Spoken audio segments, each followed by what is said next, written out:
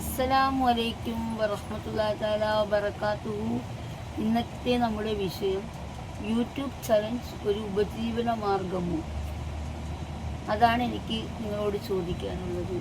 YouTube ഒരു ഉപജീവന മാർഗമായി കാണാൻ ചിലർ ആഗ്രഹിക്കുന്നുണ്ടായിരിക്കും. പക്ഷേ സോഷ്യലി നടക്കുന്ന കുറേ കാര്യങ്ങളും അതുപോലെ തന്നെ കുറേ സുഹൃത്തുക്കളെ പരിചയപ്പെടാനൊക്കെ ആയിട്ടും കുറച്ച് അറിയപ്പെടാനൊക്കെ വേണ്ടിയിട്ടാണ് യൂട്യൂബ് കൊണ്ടുപോകുന്നതെന്ന് എനിക്ക് തോന്നുന്നത്. ചിലർക്ക് ഇതുകൊണ്ടൊക്കെ സബ് കൂട്ടാനായിട്ട് ഈ ചലഞ്ച് വീഡിയോ ഒക്കെ ആയിട്ട് ഇറങ്ങുന്നുണ്ട്.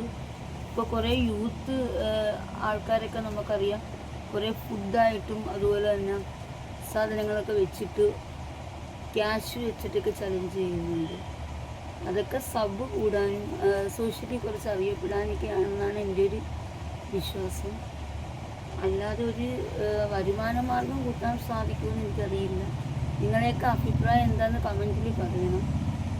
ചലഞ്ച് എന്ന് ഉദ്ദേശിക്കുന്നത് നമ്മളുടെ ഓരോ റൂട്ടിലും ഇറങ്ങി തിരിച്ചിട്ട് ഇതൊന്നും നമുക്കാരെയും സഹായിക്കാൻ പറ്റുമെന്നൊന്നും എനിക്ക് തോന്നുന്നില്ല.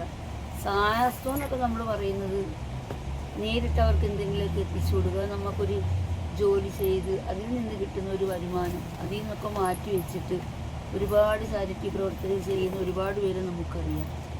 ആദ്യം നമുക്ക് മനസ്സിലൊരു നന്മ ഉണ്ടാവുക, നമ്മുടെ കയ്യിൽ നിന്ന് 1 രൂപയും കൊടുത്ത് സഹായിച്ചിട്ട് നമ്മൾ മറ്റൊന്നും കണ്ട് ഒരിക്കലും ആരെയും സഹായിക്കാൻ ഇറങ്ങി തിരിക്കരുത് എന്നൊക്കെയാണ് എൻ്റെ ഒരു കാഴ്ചപ്പാട്. നിങ്ങളുടെ കാഴ്ചപ്പാട് എന്താണെന്നറിയില്ല.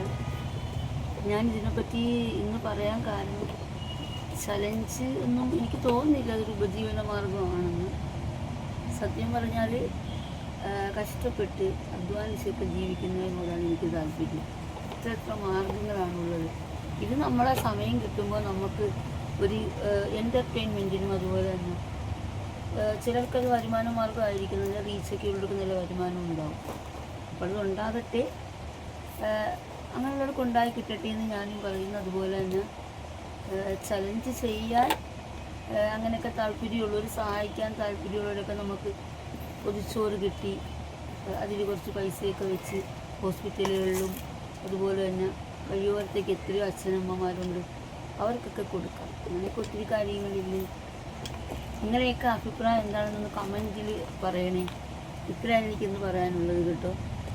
പെട്ടെന്ന് വന്നൊന്ന് പറയുകയാണ്.